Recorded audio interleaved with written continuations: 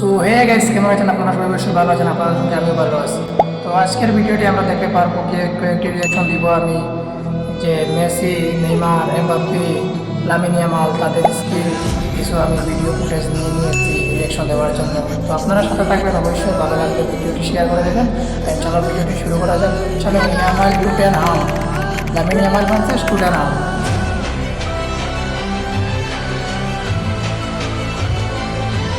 What a performance, guys! Lamin Yamal কিন্তু অসাধারণ।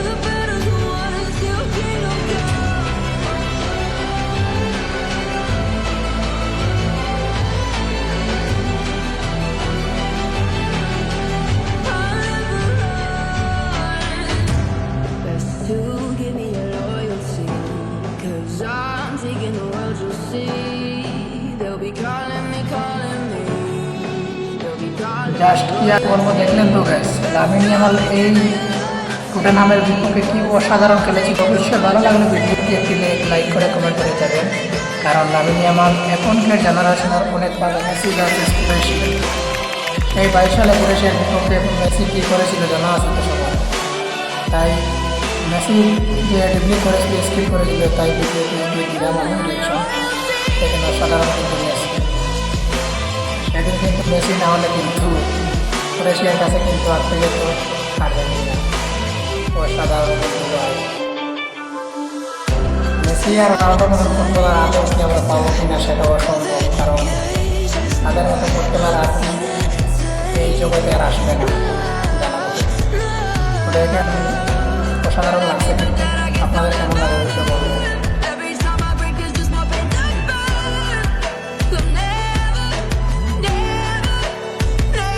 Oh my God, Messi!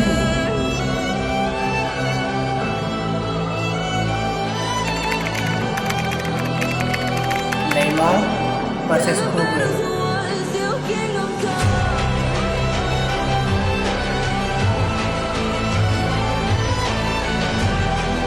অসাধারণ কিন্তু নেইমার কি জিনিস রোবেটে পেয়েছিলেন সেই ম্যাচটি, যেই ম্যাচে তার ইঞ্জুরি হয়েছিল, এখনও কিন্তু ইঞ্জুরি নিয়ে অনেক কষ্ট করছে নেইমার জুনিয়র।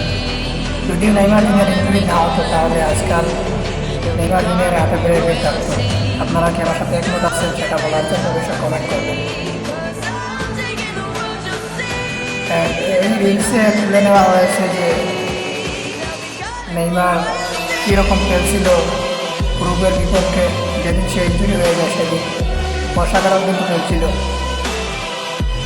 দেখেন মেসি যখন বার্সেলোনায় খেলছে, বার্সেলোনা এমন একজন ব্যক্তি ক্লাব ছিল, তারা কিন্তু মেসিকে ছাড়ার পরে বার্সেলোনা কিন্তু আগ্রহ হয়ে গেছে। এখন তো অবশ্যই 2024 সালে তারা লামিন ইয়ামালকে পেয়েছে, লামিন ইয়ামালকে পেয়ে কিন্তু তারা অনেক ভালো খেলছে বার্সেলোনা।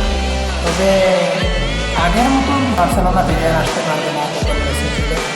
মেসি কিন্তু ভাই কি আপনাদেরকে বলবো, মেসি কিন্তু অসাধারণ কিন্তু খেলছিল বার্সেলোনায়। আর বার্সেলোনার গোল সংখ্যাটি আপনারা জানা আছে, তারা অবশ্যই কমেন্ট করবেন।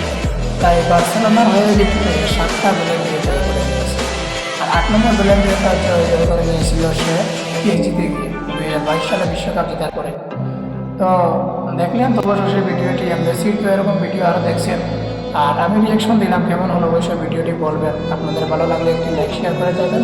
মেসি, এমবাপ্পে আর নেইমার যে সময় একসাথে খেলতো পিএসজিতে, তখন পুরো একটি ম্যাচের ভিডিও এটি অসাধারণ, দুইজন খুব ভালোই খেলতো। আসলে এমবাপ্পে থেকে সেখানে নেইমারই ভালো খেলতো আমার কথা বলতো। তো যারা যারা খেলা দেখতেন আগে নেইমার, মেসি, এমবাপ্পের একসাথে, বসে তারা কমেন্ট করবেন। আর একটা কথা বলবো গাইস, ভিডিওটি সাবস্ক্রাইব করে যাবেন, কারণ আপনাদের সাথে এরকম ভিডিও শেয়ার করার জন্য অনেক মেহনত করে যাবেন। তাই আপনারা ভিডিওটি শেয়ার করতে ভুলবেন না। আর বলেন তো